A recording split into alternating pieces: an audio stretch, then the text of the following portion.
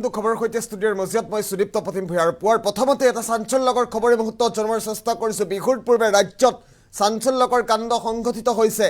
নিজ বন্ধুৱে কুঠাৰেৰে ঘপিয়াই অতি নৃশংসভাৱে হত্যা কৰিছে এইবাৰ বন্ধুক। ঘটনাৰ যদি আপুনি বিৱৰণ শুনে স্তম্ভিত হৈ পৰিব। কি হৈছিল প্ৰকৃততে জনোৱাৰ চেষ্টা কৰিম। ব্ৰেকিং নিউজ এই মুহূৰ্তত উদ্বেগজনক খবৰ পুৱাৰ প্ৰথমতে বন্ধুৰ হাততে এইবাৰ প্ৰাণ গ'ল বন্ধুৰ। নিজ বন্ধুকে কুঠাৰেৰে ঘপিয়াই অতি নৃশংসভাৱে শেষ কৰি দিলে বন্ধুৱে। ৰাজ্যত পুনৰবাৰ ভয়ংকৰ হত্যাকাণ্ডৰ ঘটনা সংঘটিত হৈছে। বন্ধুৰ প্ৰাণ লৈ পলাতক তিতাবৰৰ মাধৱপুৰ শলগুৰিৰ মুনু চেতিয়া। বিহুৰ আনন্দ উৎসাহৰ মাজতে বন্ধু গুডু গগৈক শেষ কৰিলে মুনু চেতিয়াই। পুত্ৰ গুডু গগৈক ৰক্ষা কৰিবলৈ যোৱা মাতৃকো প্ৰহাৰ কৰিছে বন্ধুৱে। এটা চাঞ্চল্যকৰ খবৰ পোৱাৰ প্ৰথমতেই জনাৰ চেষ্টা কৰিছোঁ। বন্ধুত্বৰ নামত কলংক সানিলে মুনু চেতিয়াই। অতি নৃশংসভাৱে নিজ বন্ধুক হত্যা কৰিছে নিশা তিতাবৰৰ মাধৱপুৰ শলগুৰি ওৰাং গাঁৱত। এই লোমহৰ্ষক হত্যাকাণ্ড সংঘটিত হৈছে বন্ধুৰ হাততেই।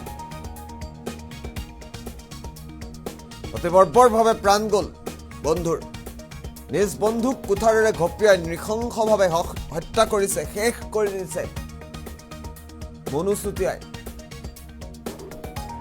তিতাবৰৰ দৃশ্যাংশ যোৰহাটৰ তিতাবৰত সংঘটিত হৈছে এই সমগ্ৰ ঘটনা। আমি ইতিমধ্যে উল্লেখ কৰিছোঁ।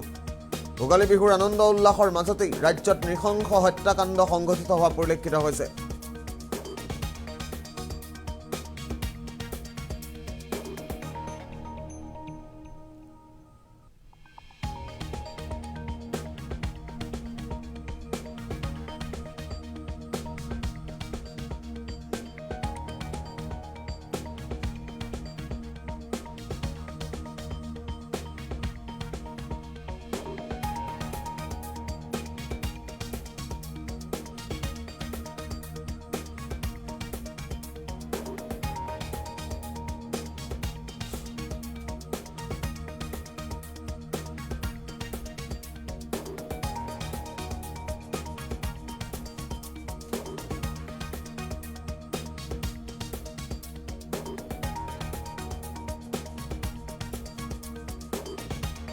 তিতাবৰত এই নৃশংস হত্যাকাণ্ড সংঘটিত হৈছে। আমি ইতিমধ্যে উল্লেখ কৰিছোঁ।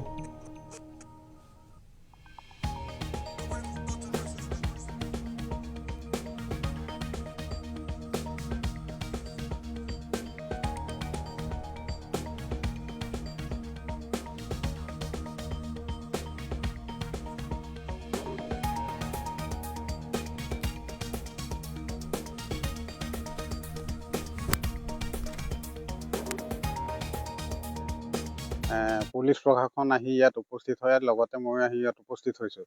আৰু মই শুনা মতে যিহেতু মুনু চেতিয়াই গুডু গগৈক মানে কুঠাৰেৰে ঘপিয়াই হত্যা কৰে। আৰু হত্যা কৰাৰ পাছতে গোটেই প্ৰশাসনে গোটেই তথ্যখিনি সেইবিলাকে কুঠাৰ জব্দ কৰি লৈ যায়। আমি যিহেতু দুইজনে মদ খাই মানে কাজিয়া হৈছে বুলি আমি গম পাইছোঁ। একে ওচৰা ওচৰি ইটো ঘৰটোত এইবিলাকে একে কাষতে লাগি আছে, কিনাৰতে ঘৰটো লাগি আছে। যিহেতু গুডু গগৈৰ মাকে যেতিয়া তেওঁবিলাকে কাজিয়া লাগি আছিল, কাজিয়া লাগি থকা সময়তে গুডু গগৈৰ মাক এৰুৱাবলৈ যাওঁতে গুডু গগৈৰ মাককো তেওঁ কুঠাৰেৰে লাগিছে বুলি আমি গম পাইছোঁ। মুনু চেতিয়া মাৰিছিলে। হয় হয়। পুলিচ প্ৰশাসন আহিছে। হয়, পুলিচ প্ৰশাসন আহি তদন্ত কৰিছে আৰু তদন্ত কৰি আছে। মুনু চেতিয়াহে মাৰিছে গুডু গগৈ।